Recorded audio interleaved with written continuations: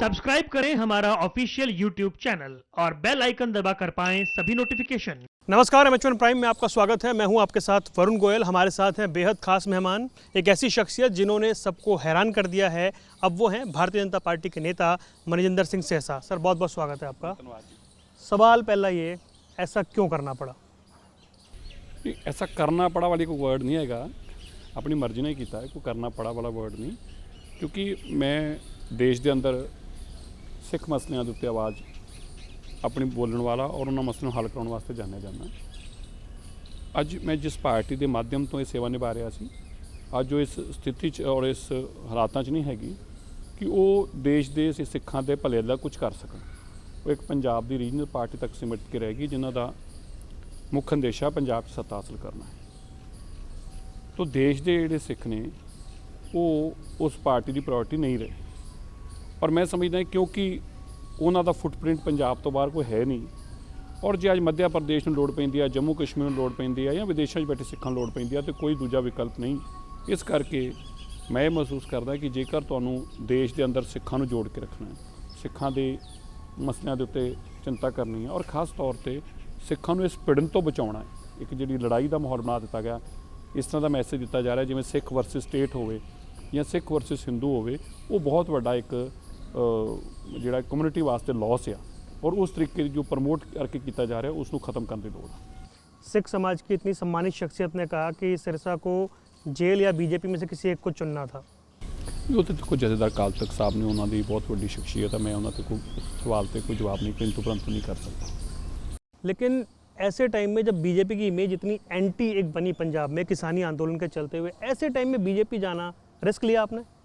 नहीं, रिस्क नहीं हैगा, पर एक गल देखो ना, यही तो सब तो बड़ा सवाल है ना कि देश के अंदर सिख पंजाब दिल्ली तो बाहर भी बसते हैं, सिख त्रिपुरा च भी रहते हैं, मध्य प्रदेश भी रहते हैं, बंगाल च भी रहते हैं, हर जगह सिख बसता है ना, देश का सिख हर जगह। तो उन्हों का टकराव की स्थिति बना दी गई। वो टकराव का सिखां नूं बहुत लंबा नुकसान भुगतना पएगा। दूजियां पार्टियां कभी नहीं चाहणगियां कि सिखां दे जिहड़े दूजियां पार्टियां नाल सुखाले माहौल होवे या उन्हां दा सुखाला आपस अंदर प्यार हो, वो नहीं चाहणगे। इस करके बड़ा जरूरी है उसनूं जिहड़ी टकराव आ उसनूं खत्म करके एक ब्रिज बनने का काम करना बड़ा जरूरी है। धक्का करके पार्टी में लाया गया, ये भी एलिगेशन लगे आप? मेरी पार्टी ऑबवियसली मैं उन्होंने इन्नी देर काम किया है, वो कुछ तो उन्होंने बोलना पएगा, और जेकर नहीं बोलणगे तो लोग सवाल भी चुकणगे, और फिर वो ये अलावा और बोल नहीं कुछ सकते। मैनूं ये लगता कि उन्होंने बेस्ट यही इस सिचुएशन यही गल उन्होंने बेस्ट लगी कि यही गल बोली जा सकती है। पर मैं जरूर ये गल कहना चाहना है, परज्यूम कर लिया अगर इतना ही हो रहा है, फिर भी अकाली दल के वास्ते बहुत हद तक की गल और बड़ी माड़ी गल है कि अकाली दल के एक जिन्हों दिल्ली गुरुद्वारा मैनेजमेंट कमेटी का सेवा निभा रहा हो, मेरी नज़रों के अंदर मैं पार्टी का इंपोर्टेंट आदमी है, पता नहीं उन्होंने नज़रों है नहीं, लेकिन अगर उन्होंने नज़रों भी है तो मेरे नाल धक्का हो रहा हो तो चुप रहन, वो कोई कार्रवाई ना कर सकन, फिर ये भी पार्टी वास्ते माड़ी गल है। और जो अकाली दल अपने सिखां नूं ही नहीं, जो अपने लीडरां ही धक्के तो नहीं बचा सकती, तो फिर वो बाकी सिखां की किवें देश भर की गल कर सकती है। लेकिन हरमीत कालका तो कह रहे हैं बहुत सम्मान दिया पार्टी ने आपको। मैं तो कह रहा नहीं दिता है, पर सरप्राइज था। वो कह रहे हैं कि मेरे से बात हुई, वो कहते हैं 4 बजे तक हमारे साथ थे, 5 बजे वहाँ चले गए। मतलब सीधे हाथ को नहीं पता लगा दूसरा हाथ क्या कर रहा है। नहीं, मैं कदों कह रहा मैं 4 बजे तक मैं ग्रेसफुली, क्योंकि मेरा परपस जे तो कोई हासिल करना होंदा फिर मैं माहौल बनाउंदा, गालां कढ़दा पहलां, फिर मैनूं पार्टी कढ़दी, ठीक है ना, मैं माड़े गल्लां करदा नहीं जी देखो आह गल गलत हो रही है, फिर पार्टी कार्रवाइयां करदी, मैं उहो जिहा माहौल बनाउंदा, फिर मैं सिंपथी, मेरा परपस नहीं हैगा ना। जे तो मैं कुछ हासिल करना परपस होवे फिर उसकी इहो जी ग्राउंड बनाई जाती, जिन्होंने मेरा ऐसा परपस ही कोई नहीं। मैं बड़े ग्रेसफुली सारे मैंबरां नूं बैठ के एड्रैस किया, उन्होंने कहा कि देखो मैं तुहाडे नाल बहुत अच्छा काम किया, हुण तुसीं अगे संभालो, एक कमेटी बनाउणा मेरा काम है, संभालना तुहाडा काम। प्रेशर नहीं है तो फिर एंबिशन नहीं, चलो कुछ भी उन्होंने कहो, अंबीशन कवे प्रेशर कवे, हरेक की अपने अपने थॉट प्रोसैस आ। जो कोई आदमी छड्ड के कोई चीज़ जाता है, अंबीशन उदों होंदा जो कोई चीज़ लैन जाए। मैं तो छड्ड के गया मेरे सिख गुरुद्वारा मैनेजमेंट कमेटी की प्रधानगी, जिन्हों लैन पिछे लोग एक दूजे पग्गां लाउण नूं फिरदे ने, किरपानां चलाउंदे ने, थाणिਆਂ 'च जांदे ने। सो अगर अंबीशन होंदा तो मैं तो एक जगह पर बैठा है, वो मैं छड्ड के पहलां गया है। दूजी गल, कोई भी आदमी जदों भी कोई काम, मैं एक पोलीटिकल आदमी हाँ, मेरी लोगों के प्रति कम्मां दे करके मेरी लीडरशिप आ, कोई मेरी ਬਾਪ ਦਾਦੇ ਦੇ ਕਰਕੇ ਮੇਰੇ ਕਿਸੇ ਦੀ ਮੇਰੀ ਲੀਡਰशिप नहीं हैगी तो जे मैं वो परफॉर्म ही नहीं कर सकूँगा तो then what is my leadership. लेकिन सवाल ये है कि क्या भाजपा में आप सिख समाज का सबसे बड़ा चेहरा बनकर आगे आना चाहते हैं? नहीं, सवाल पता नहीं तुहाडे की ने, मैनूं नहीं पता तुहाडा सवाल आ लोगों का सवाल आ। चेहरे कोई नहीं बनते हुंदे कदी, चेहरे काम नाल बनते ने। अज भी मेरे तो पहला इन्ने जनरल सकत्तर रहे, कोई मैनूं नाम गिण के दस दे जनरल सकत्तर कंमां दे करके लोग जानन लगे कि दिल्ली कमेटी च एक जनरल सैकटरी कोई चीज़ होंदी है।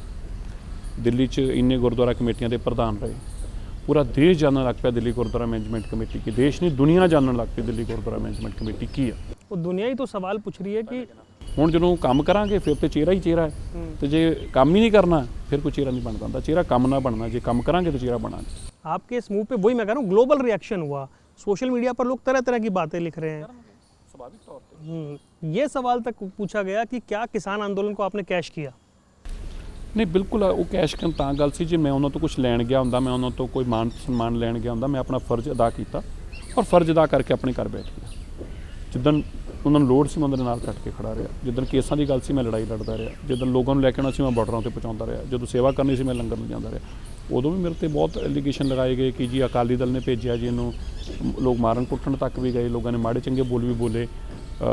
ਇਹਨਾਂ ਨੇ ਕਾਨੂੰਨ ਪਹਿਲਾਂ ਰੱਦ ਕਰਾਏ ਬਣਵਾਏ ਨੇ, ਅਕਾਲੀ ਦਲ 'ਤੇ ਐਲੀਗੇਸ਼ਨ ਲਗਾਇਆ ਜਾਂਦਾ ਸੀ ਜ਼ਬਰਦਸਤ, ਔਰ ਹਰ ਤਰ੍ਹਾਂ ਦੇ ਐਲੀਗੇਸ਼ਨਾਂ ਦੀ ਉਸ ਵੇਲੇ ਵੀ ਮੈਂ ਫੇਸ ਕੀਤਾ। ਪਰ ਮੈਨੂੰ ਇਹ ਪਤਾ ਸੀ ਕਿ ਮੈਂ ਜਦੋਂ ਇਹਨਾਂ ਦੇ ਕੰਮ ਕਰੂੰਗਾ, ਇਹਨਾਂ ਦੀ ਸੇਵਾ ਕਰੂੰਗਾ, ਮੈਨੂੰ ਕੀ ਕਹਿਣਗੇ। तो हुण भी मेरी वही सिचुएशन है। जो सवाल थे, जो किसानों की शहादत हुई, जो लखीमपुर का वाकया है, वो तो अभी भी जस के तस बने हुए हैं। आप कैसे जस्टिफाई कर पाएंगे अपनी कौम में लोगों को? बड़ा अच्छी गल तुसी कही आ। मैं जरूर चाहूँगा कि तुहाडे सुनने वालियां नाल गलबात करके, या तुसी भी अगर सुझाव हुणे भी दे सकते हो, तुसी मैनूं कोई सुझाव अगर दस सकते हो, या तुहाडे सुनने वाले सुझाव दस सकते हो देखने वाले, किहड़ी पार्टी फिर श्रोमणी अकाली दल ते भी एलीगेशन लगाए जाते हैं। 1984 का कतलेआम तुसीं देखिया किस पार्टी ने कराया, सजेस्ट। तो आपको लगा बेस्ट ऑप्शन ये? सोच बदलांगे ना, अगर मेरी गल टकराव च रह के ते कोई लड़ाई दा तो कोई लड़ाई is not a solution at all. देखो कम्यूनिटी नूं हर जगह जरूरत है।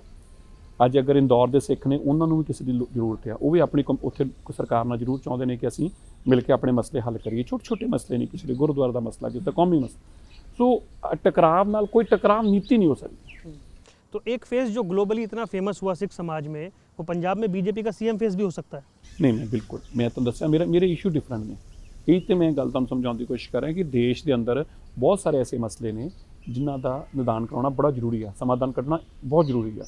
चाहे वो जम्मू कश्मीर के लोगों को मिनोरिटी स्टेटस की गल होवे, या नौकरियां च उन्हां रिजर्वेशन की गल होवे, सिख सिगलीकरण मध्य प्रदेश का इशू होवे, या शिलोंग के सिखां की जमीन का मसला होवे, या सिक्किम के अंदर गुरुद्वारा डोंगमार नूं जगह की मसला होवे, या उत्तराखंड अंदर जिहड़ा गुरु घर हरिद्वार के अंदर गुरु घर की जगह दी हुई है। सो इस तरह के बहुत सारे मसले ने जिहड़े हल किए जा सकते, बड़ी छेती किए जा सकते, और वो सेंट्रल गवर्नमेंट ही कर सकती है सुभाविक तौर पर। और खास तौर पर मेरा सब तो प्रायोरिटी रही आ दिल्ली की।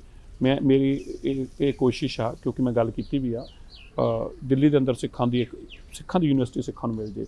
मैं समझदा कि मेरियां सारियां गल्लां जिहड़ियां ने जिंदगी के सारे जिहड़े आ कोशिशां किस चीज़ नूं हासिल करन दीयां वो पूरियां हो जाणगियां जे दिल्ली के अंदर मैं कामयाब हो गया।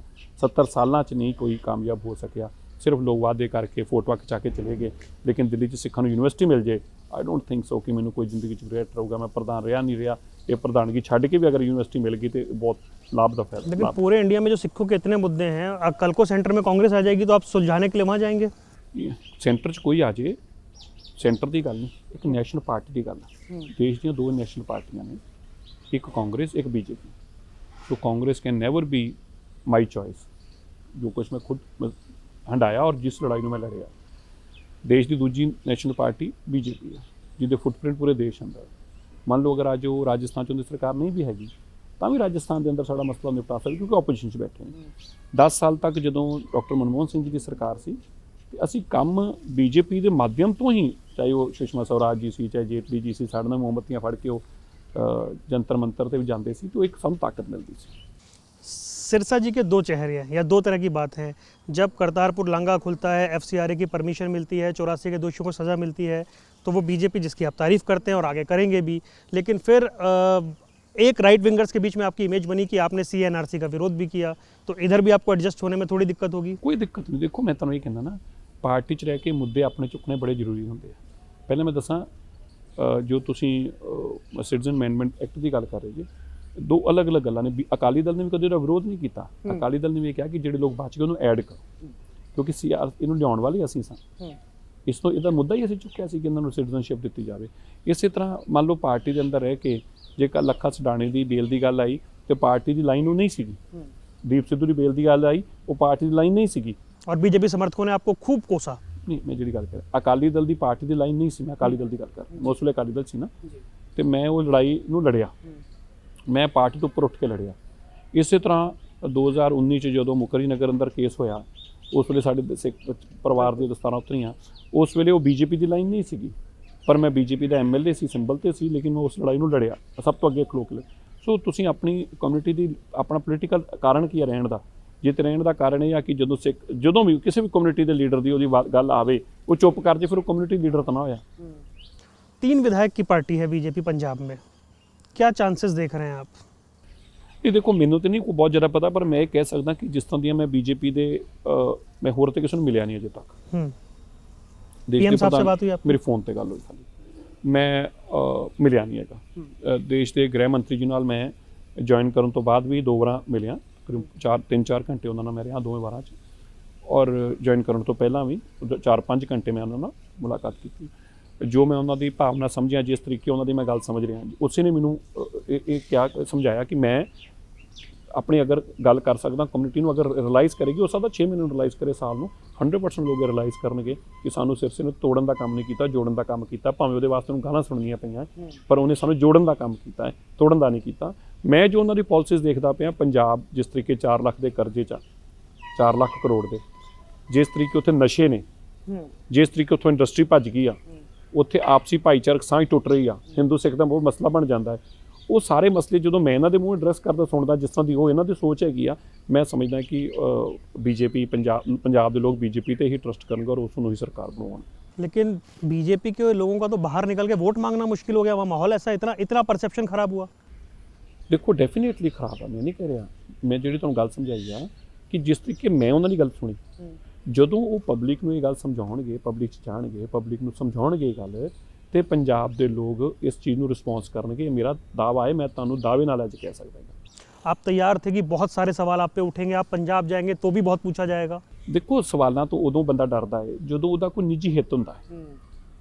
ਜਦੋਂ ਮੈਂ ਤੈਅ ਕਰ ਲਿਆ, ਔਰ ਮੈਂ ਉਹਨਾਂ ਨੂੰ ਸਭ ਤੋਂ ਪਹਿਲੀ ਗੱਲ ਇਹ ਦੱਸੀ ਸੀ ਕਿ ਮੈਂ ਦਿੱਲੀ ਗੁਰਦੁਆਰਾ ਮੈਨੇਜਮੈਂਟ ਕਮੇਟੀ ਦੇ ਪ੍ਰਧਾਨ ਦੇ रूप ਚ नहीं ज्वाइन करूँगा, मैं रिज़ाइन करके करूँगा। उन्होंने कहा नहीं सिरसा जी, बहुत अच्छी बात है, और हमारा सिख मसलों से कोई वास्ता भी नहीं है, उनको बिल्कुल सिखों को अपने मसले खुद एड्रैस करने चाहिए। तो मैंने ये गल उस तो भी अच्छी लगी कि उन्होंने परपस किया। इस करके मैंने कोई भी सवाल पूछूगा, मैं कोई चीज़ छड़ के गया है, मैं कोई झूठ बोल के नहीं गया, मैं कोई नकली ड्रामा करके नहीं गया, मैं कोई दोष विदोष लगा के नहीं गया। बड़ा कन्वीनियंट होंदा। देखो, मैं 5 दिन माहौल बनाता, गालां कड्डदा पहला पार्टी के अंदर, ठीक है, वो जी आइश हो गया, लोग कहते हाँ जी गल तो ठीक आ, नहीं सिरसे तो बहुत वधिया कीता यार, ठीक गल आ तेरी यार, ये गलत गल हो जाती ना, चीटिंग भी हो गई, फ्रॉड भी हो गया। पार्टी दे तुसीं रहे जे, अज कोई इशू नहीं है, जबरदस्ती तुसीं उन्हां दे ब्लेम पाउणा चाहुंदे जो, गल चंगी नहीं होंदी। DSGMC का फ्यूचर क्या देखते हैं आप? इतनी बड़ी संस्था है वो। नहीं, बहुत ब्राइट फ्यूचर है। सिखां दी बहुत वड्डी जमात है, सुनहरी जमात है। DSGMC दे अंदर बहुत काबल मैंबर ने, बहुत सीनियर मैंबर ने। कानूनी पचड़े बहुत हो जाते, ਉਹ ਇਹਨਾਂ ਨੇ ਲੋਕਾਂ ਨੇ ਗੰਦ ਪਾਇਆ, ਉਹਦਾ ਮੈਨੂੰ ਬਹੁਤ ਅਫਸੋਸ ਆ ਕਿ ਲਾਲਸਾ ਜਿਹੜੀ ਆ, ਲਾਲਸਾ ਉਹਨੇ ਗੰਦ ਪਵਾਤੇ। ਦੇਖੋ ਮੈਂ ਮੈਨੂੰ ਇੰਟਰਸਟ, ਮੈਂ ਕਹਿੰਦੀ ਯਾਰ ਕੋਈ ਗੱਲ ਨਹੀਂ, ਬਣਿਆ ਪ੍ਰਧਾਨ ਕਹਿ ਰਿਹਾ ਨਹੀਂ, ਛੱਡੋ ਯਾਰ, ਕੋਈ ਇਸ਼ੂ कोई वापसी नहीं कभी? ਨਹੀਂ, ਗੁਰਦੁਆਰਾ ਕਮੇਟੀ 'ਚ ਨਹੀਂ, ਗੁਰਦੁਆਰਾ ਕਮੇਟੀ 'ਚ ਨਹੀਂ। ਮੈਂ बिल्कुल ट्रैक बदल लिया। ਨਹੀਂ, ਟਰੈਕ ਨਹੀਂ ਬਦਲਿਆ, ਟਰੈਕ ਤੇ ਮੇਰਾ ਉਹੀ ਆ, ਕੌਮ ਦੀ ਸੇਵਾ ਹੀ ਟਰੈਕ ਆ, ਟਰੈਕ ਨਹੀਂ ਬਦਲਿਆ। ਪਰ ਗੁਰਦੁਆਰਾ ਕਮੇਟੀ ਦੇ 'ਚ ਨਹੀਂ। ਉਹਦਾ ਕਾਰਨ ਆ ਕਿਉਂਕਿ ਦੇਖੋ, ਸ਼੍ਰੋਮਣੀ ਅਕਾਲੀ ਦਲ ਫਿਰ ਵੀ ਭਾਵੇਂ ਉਹ ਪੋਲੀਟੀਕਲ ਪਾਰਟੀ ਵੀ ਆ, ਪਰ ਫਿਰ ਵੀ ਇੱਕ ਸਿੱਖ ਸਾਈਕੀ ਦੀ ਪਾਰਟੀ ਸੀ, ਉੱਥੇ ਲੋਕ ਫਿਰ ਵੀ ਐਕਸੈਪਟ ਕਰ। ਲੇਕਿਨ ਭਾਰਤੀ ਜਨਤਾ ਪਾਰਟੀ ਜਿਹੜੀ ਆ, ਉਹ 'ਚ ਆਪਾਂ ਇਹੋ ਜਿਹੇ ਕੰਮ ਕਰਨ ਦੀ ਕੋਸ਼ਿਸ਼ ਕਰੀਏ, ਉਹ ਗਲਤ ਗੱਲ ਹੋ ਜੂਗੀ। That will be a direct interference, ਤੇ ਮੇਰਾ ਜਸਟੀਫਾਈਡ ਨਹੀਂ ਹੈਗਾ ਕਿਸੇ ਤਰੀਕੇ। रजौरी गार्डन से पूर्व विधायक बीजेपी के सिंबल के रहे मनजिंदर सिंह सिरसा पंजाब में क्या चौतरफा लड़ाई देख रहे हैं? आम आदमी पार्टी, कांग्रेस, आपका अलायंस, मेरा अकाली दल? मैं की देख रहे हैं, सारिਆਂ ਨੂੰ दिख रही चौतरफा तो लड़ाई है ही है। टफ है फाइट। ਹਰ ਪਾਰਟੀ ਵਾਸਤੇ ਟਫ ਆ। बीजेपी के लिए ज़्यादा टफ है। ਡੈਫੀਨੇਟਲੀ ਉਹਨਾਂ ਦੀ ਸਭ ਤੋਂ ਜ਼ਿਆਦਾ ਟਫੈਸਟ। ये क्या आपने रिस्क जैसा ले लिया, आर्या पार टाइप का कि देखा जाएगा, उस मूड से गए आप? नहीं, मैं हमेशा ही आर पार वाला आदमी रहा। कोई पहली बार तो मैं आर पार का रिस्क लिया नहीं। कोई जिंदगी जिन्ने भी मेरे जिंदगी के फैसले हमेशा सारे इस तरह आर पार दे। जिद्दन मैं किसानां च गया सीगा, नौबत ये सी कि मेरी लिंचिंग भी हो सकती सी, हमले हुए नेताओं पे, लिंचिंग हो सकती सी। मैनू सारे रोकिया, मेरे अद्धे मैंबर डरते गए नहीं। मैं किसी का नाम नहीं लेना क्योंकि उन्हों का डर जायज़ सीगा। मैं कहा कोई गल नहीं, फिर की कुट मारन लगे, अपने ही है। हमने देखा विज्ञान भवन पे लंगर बरताने से लेकर के आप हर जगह घूम रहे सो थे। मेरे जिंदगी के अंदर फैसले हमेशा इंसान नूं लैणे पैंदे ने। जिद्दन मैं कलकत्ते छुड़ाउण गया सी ना, मैनू एक देश के इंपॉर्टेंट आदमी ने, मैं उहदी पार्टी भी नहीं डिस्कस कर बोल सकदा ना, पर उन्हें मैनू पता की कहा सी। उन्हें कहा कि उत्थे बीजेपी के MLA नूं उन्होंने बन के लटकाता। मैनू क्या यार गल सुनो, गल ये नहीं लटकाउण ना लटकाउण की गल नहीं है। देखो जे आपां आवाज़ दबण लग पऊगी ना, अज एक ने पग लाई है, कल दूजा भी ला दूगा। कोई डरदा जांदा नहीं सी उत्थे। और बनदा तो दूर दी, तुसीं देखिआ उन्हें की हाल कीता है, पूरा अज भी तुसीं देख रहे जे की उस तो बाद की हालात, इलैक्शन तो बाद भी की कुछ होया है। लेकिन मैं रिस्क लिया, और कला रिस्क लिया तो कोई मेरे नाल इहो जिहा भी नहीं सी कि उन्होंने परिवार तो भी कोई नहीं पहली बार गया सी। फिर तो मैं कला ही गया सी। अपने मेरे 2 मैंबर सत्कारयोग मेरे नाल, मेरे कहण ते रिस्क लैके वो भी गए मेरे नाल, सरदार विरक साहब ते चंडोक साहब। सो जिंदगी हर मोड़ पर रिस्क लिया। मैं तुहानूं एक गल इंपॉर्टेंट दसां, जदों मुखर्जी नगर का केस होया ना, मसला हल हो गया, मुकदमे दर्ज हो गए, बंदे सस्पेंड हो गए, तो बाहर आके धरना लग गया। तो मैनू CP का फोन आया कि सिरसा जी तुसीं जो किया सी कीता, ਸਾਨੂੰ ਅਸੀਂ ਕਿਹਾ ਜੋ ਬੰਦੇ ਸਸਪੈਂਡ ਹੋ ਗਏ ਨੌਕਰੀ ਤੋਂ ਵੀ ਡਿਸਮਿਸ ਕਰਾਂਗੇ, ਇਨਕੁਆਇਰੀ ਜੋ ਪ੍ਰੋਪਰ ਪ੍ਰੋਸੈਸ ਅਡਾਪਟ ਕਰਾਂਗੇ। ਸਾਡੀ ਤੁਸੀਂ ਖੁਦ ਆਪ ਕਿਆ ਮੁਕੱਦਮਾ ਦਰਜ ਕਰੋ, ਉਹਦੇ ਬਾਅਦ ਹੁਣ ਧਰਨਾ ਕਿਸ ਚੀਜ਼ ਦਾ। ਮੈਂ ਕਿਹਾ ਮੈਨੂੰ ਤਾਂ ਪਤਾ ਨਹੀਂ। ਤੇ ਸਾਡੇ ਸਤਿਕਾਰਯੋਗ ਇੱਕ ਸੰਤ ਮਹਾਤਮਾ ਵੱਲੋਂ ਲਗਾਇਆ ਗਿਆ ਸੀ, ਦਾਦੂਵਾਲ ਜੀ ਵੱਲੋਂ। ਤੇ ਮੈਨੂੰ ਉਹਨੇ ਕਿਹਾ ਯਾਰ ਫਿਰ ਤੇ ਸਿਰਸਾ ਜੀ ਤੁਹਾਨੂੰ ਹੈਂਡਲ ਕਰਨਾ ਚਾਹੀਦਾ, ਤੇ ਗਲਤ ਗੱਲ ਆ ਨਾ ਸਿੱਖਾਂ ਦੀ। ਮੈਂ ਹਰਮੀਤ ਕਾਲਕੇ ਨਾਲ ਸਲਾਹ ਕੀਤੀ, ਮੈਨੂੰ ਹਰਮੀਤ ਨੇ ਵੀ ਕਿਹਾ ਵੀ ਸਿਰਸਾ ਜੀ ਆਪਾਂ ਐ ਚੱਕਰ 'ਚ ਨਾ ਪਾਓ, ਐਵੇਂ ਦੇਖੋ ਉੱਥੇ ਆਓ ਜਾਓ ਲੋਕ ਹੈਗੇ ਨੇ, ਕੋਈ ਕੁਝ ਵੀ ਕਰ ਸਕਦਾ। ਮੈਨੂੰ ਕਿਹਾ ਯਾਰ ਹਰਮੀਤ ਤੂੰ ਅਰਦਾਸ ਕਰ ਹੁਣ, यार गल है जिंदगी च फैसले तो लवांगे ना, तो जे साडी लीडरशिप ने फैसले मसला हल कराया है तो साडी फिर लीडरशिप ही कादी रह जूगी जी। जे असीं एक अज डर के चल गए नहीं यार गल कहणगे कोई नहीं, आपां मैं फेस किया बड़ा झगड़ा उत्थे होया, लोग मैनूं मारन तक उत्थे भी गए। वो वीडियो हमने देखा। तो जिंदगी के अंदर देखो तुसीं अपनी गल नूं मजबूती नाल, आह प्रॉब्लम 90% प्रॉब्लम क्यों आ रही ने, शायद किसान अगर सही मैणिਆਂ ਨਾਲ किसानी ਦੀ ਨੂੰ एड्रैस ਕਰਨ ਵਾਲਾ ਕੋਈ ਪ੍ਰਧਾਨ ਮੰਤਰੀ ਦੇ ਕੋਲ, ਗ੍ਰਹਿ ਮੰਤਰੀ ਦੇ ਕੋਲ ਕੋਈ ਹੁੰਦਾ, ਬੇਬਾਕ ਹੋ ਕੇ ਗੱਲ ਕਰਨ ਵਾਲਾ ਸ਼ਾਇਦ ਕੋਈ ਹੁੰਦਾ, ਕੋਈ ਤਕੜਾ ਬੰਦਾ ਆਪਣੀ ਗੱਲ ਆਪਣੇ ਤਰੀਕੇ ਨਾਲ ਦੱਸਦਾ ਵੀ ਮਰ ਜਾਓਗੇ ਯਾਰ, ਮੇਰਾ ਕੱਖ ਨਹੀਂ ਹੈਗਾ, ਮਰ ਜਾਓਗੇ, तो ये नौबत ना आती। ਨੌਬਤ ਨਾ ਆਉਂਦੀ। ਪਰ ਗੱਲ ਹੈ ਕਿ ਤੁਹਾਨੂੰ ਆਪਣੀ ਐਡਰੈਸ ਕਰਨ ਦੀ ਗੱਲ ਆ ਨਾ ਕਿ ਤੁਸੀਂ ਕਿੰਨਾ ਵੱਡਾ ਰਿਸਕ ਲੈਣ ਨੂੰ ਤਿਆਰ ਜੇ। 1 साल का किसानी आंदोलन आपने देखा, फेस किया बिल्कुल नज़दीक से, क्या आपको ऐसा लगा कि सिख और हिंदू के बीच में खाई बढ़ रही है? ਬਹੁਤ ਦੇਖੋ 26 ਜਨਵਰੀ ਦਾ ਵਾਕਿਆ ਸਾਹਿਬ ਨੇ ਦੇਖਿਆ ਹੈ। 26 ਜਨਵਰੀ ਨੂੰ ਹਾਲਾਤ ਇਹ ਸੀ ਕਿ ਮੇਰੇ ਨੂੰ ਇੰਟੈਲੀਜੈਂਸ ਵਾਲੇ ਇਹ ਕਹਿ ਰਹੇ ਸੀਗੇ ਕਿ ਤੁਸੀਂ ਆਪਣੀ ਗੱਡੀ 'ਚ ਦਿੱਲੀ 'ਚ ਨਾ ਘੁੰਮਿਓ ਜੀ। माहौल इतना ख़राब हो गया, ਮਾਹੌਲ ਇੰਨਾ ਖਰਾਬ ਹੋ ਗਿਆ ਸੀ, ਇੰਨੇ ਹਾਲਾਤ ਵਿਗੜ ਗਏ ਸੀ। ਫਿਰ ਜਿੰਨੇ ਲੋਕ ਨੈਗੇਟਿਵਿਟੀ ਵਾਲੇ ਸੀ ਸਾਰੇ ਇਹਨੂੰ ਹਿੰਦੂ ਸਿੱਖ ਦਾ ਮਸਲਾ ਬਣਾ ਰਹੇ ਸੀ, ਸੋਸ਼ਲ ਮੀਡੀਆ 'ਚ ਇੰਨੀ ਜ਼ਹਿਰ ਫੈਲਾਇਆ ਜਾ ਰਿਹਾ ਸੀ। ਲੇਕਿਨ ਆਪਾਂ ਨੂੰ ਦੇਖਣਾ ਪਊਗਾ, ਆਪਾਂ ਇੱਕ ਦੇਸ਼ ਦੇ ਅੰਦਰ ਰਹਿ ਰਹੇ ਹਾਂ, ਹੋ ਸਕਦਾ ਤੁਹਾਡੇ ਬੱਚੇ ਮੇਰੇ ਬੱਚੇ ਕਿਤੇ ਥੋੜ੍ਹੇ ਜ਼ਿਆਦਾ ਸੁਰੱਖਿਅਤ ਮਾਹੌਲ 'ਚ ਹੋਣ, ਕਿਸੇ ਦੇ ਘੱਟ ਸੁਰੱਖਿਅਤ ਮਾਹੌਲ 'ਚ ਹੋਣ, ਪਰ ਜੇ ਉਹਨਾਂ ਦੇ ਬੱਚਿਆਂ 'ਤੇ ਹਮਲਾ ਹੋਊਗਾ ਕੱਲ੍ਹ ਤੁਹਾਡੇ ਬੱਚੇ ਵੀ ਕਿਸੇ ਐਸੀ ਜਗ੍ਹਾ 'ਤੇ ਖੜੇ ਹੋ ਸਕਦੇ ਆ, ਸਿਚੁਏਸ਼ਨ ਤੁਹਾਡੇ ਬੱਚੇ ਨੂੰ ਫੇਸ ਕਰਨੀ ਪੈ ਸਕਦੀ ਆ। ਤਾਂ ਸਾਨੂੰ ਇਹ ਚਿੰਤਾ ਕਰਨ ਦੀ ਲੋੜ ਆ ਕਿ ਮਾਹੌਲ ਖਰਾਬ ਨਾ ਹੋਵੇ। बिल्कुल आखिरी क्वेश्चन है, बीजेपी में ऐसा लग रहा है बम्पर ज्वाइनिंग होने वाली है पंजाब को लेकर के, इसे आप कैसे देखते हैं? देखो लोगों का मन ही बन गया, लोगों ने एक गल समझ आ गई है कि ultimately who can address who. वैसे मैं देखा, मैं तुम्हें एक गल कहां, हालांकि मेरा इशू है नहीं, पर मैं तुहानूं गल सोच, मैं अपने मन च जो सोचना है कि मान लो जो कांग्रेस ने प्रोटेस्ट खत्म कराए तो किवें कराए, दरबार साहब से गोलियां चला के, अकाल तख्त साहब से टैटेरी करके, लोगों को मार के। यार क्या हुण प्रोटेस्ट खत्म होए तो किवें होए?